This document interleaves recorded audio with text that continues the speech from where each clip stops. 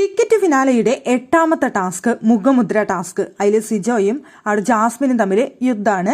അവിടെ സംഭവം എന്താണെന്ന് വെച്ച് കഴിഞ്ഞാൽ അവിടെ സീല് വെക്കുക എന്നുള്ളതാണ്. അവിടെ ബസർ ടു ബസറാണ്. ഏറ്റവും കൂടുതൽ സീല് ആരുടെ ബോർഡിലാണ് വരുന്നത് ആ ആള് ഔട്ടാവും എന്നുള്ളതാണ്. ഫസ്റ്റ് റൗണ്ടിൽ തന്നെ നോറ പുറത്തു പോയി. ഏറ്റവും കൂടുതൽ സീല് പതിപ്പിച്ചത് നോറയുടെ ബോർഡിലായിരുന്നു. നോറ പുറത്തേക്ക് പോയി. സെക്കൻഡ് റൗണ്ടിൽ അവിടെ 2 പേരാണ് പുറത്തു പോകുന്നത്. ഏറ്റവും കൂടുതൽ സീല് വന്നത് ആരുടെ എന്ന് ചോദിച്ച സമയത്ത് അവിടെ 3 പേരുടെ ബോർഡിലാണ് ഏറ്റവും കൂടുതൽ സീലുള്ളത്. ഒന്ന് ഋഷിയുടെ, ഒന്ന് സിജോയുടെ, ഒന്ന് ജാസ്മിന്റെ.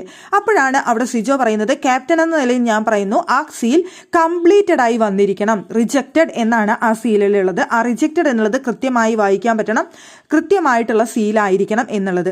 അപ്പോഴാണ് ജാസ്മിൻ അവിടെ വാദിക്കുന്നത്, സീല് വെച്ചാൽ പോരെ, കൃത്യമാവണം എന്നുള്ളത് എന്തിനാണ് നിർബന്ധം?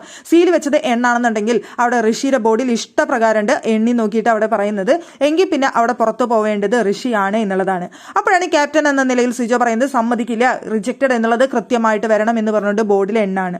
അപ്പോൾ ബിഗ് ബോസ് തന്നെ അവിടെ വിളിച്ചു പറഞ്ഞു, കൃത്യമായി സീല് പതിപ്പിച്ചത് എന്ന് അവിടെ ബിഗ് ബോസ് തന്നെ വിളിച്ചു പറഞ്ഞു. അപ്പോൾ എല്ലാവരും കൂടി കൂവുന്നുണ്ടായിരുന്നു ജാസ്മിൻ്റെ അടുത്ത്, കൃത്യമായിട്ട് എന്ന് പറഞ്ഞിട്ടുണ്ട് എന്ന് പറഞ്ഞിട്ട്.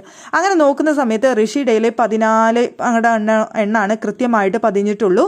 എന്നാൽ 16 എണ്ണം സിജോയിലുണ്ട്, 22 എണ്ണം ജാസ്മിൻ്റെയിലുണ്ട് കൃത്യമായി പതിഞ്ഞത്.